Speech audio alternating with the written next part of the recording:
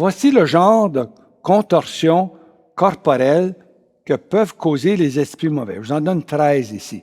D'abord, de la Bible, en Marc 1, ça dit « le secouant avec violence et jetant un grand cri, l'esprit impur sortit de lui. » Ou bien, en Marc 5, 5, « sans cesse, il était à crier et à se taillader avec des pierres. » Quand un esprit de mort s'attaque à quelqu'un, peut-être c'est suite à une maladie sévère, ou une tentative de suicide, ou une intervention chirurgicale sérieuse.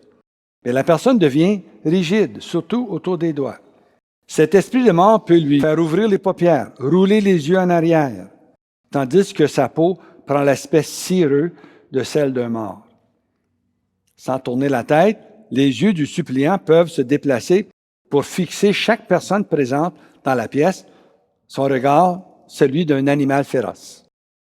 Il peut courber le dos en forme d'arc, se cambrer, rouler à terre, sauter comme un tigre, se mettre à quatre pattes et rugir comme un lion, glisser à terre, ramper et onduler comme un serpent, sortir et rentrer sa langue rapidement, avoir des yeux de serpent.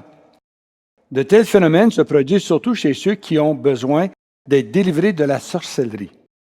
Ses mains deviennent inertes et se mettent à picoter. Ses doigts s'étirent, se crispent, deviennent rigides. Un démon d'orgueil peut se manifester de différentes façons. Le suppliant s'assoit très droit, les bras croisés. Il peut rejeter la tête en arrière avec le bout du nez en l'air. Un démon d'importance, le suppliant a une trop haute opinion de lui-même, peut se montrer. Il a le nez pointé en l'air et s'incline très loin en arrière sur son siège. La douleur est une manifestation fréquente. Maux de tête, violentes douleurs en diverses parties du corps, notamment dans le dos et le cou. D'autres manifestations sont possibles pendant une délivrance. Des crampes dans les jambes et les bras, des nausées, des pleurs, des rires. Un esprit de moquerie peut se manifester par le rire. C'est un esprit de blocage. Voici d'autres signes dans le changement de la voix qui peuvent indiquer que, oui, on a affaire ici avec un démon. Une femme peut brusquement parler avec une voix d'homme. Une personne ordinairement douce et polie s'exprime d'une voix insultante et sournoise. Oui, la personne se met à parler d'elle-même au pluriel. Nous ne quitterons pas. À part de la reine Élisabeth, il n'y a pas grand monde qui parle comme ça.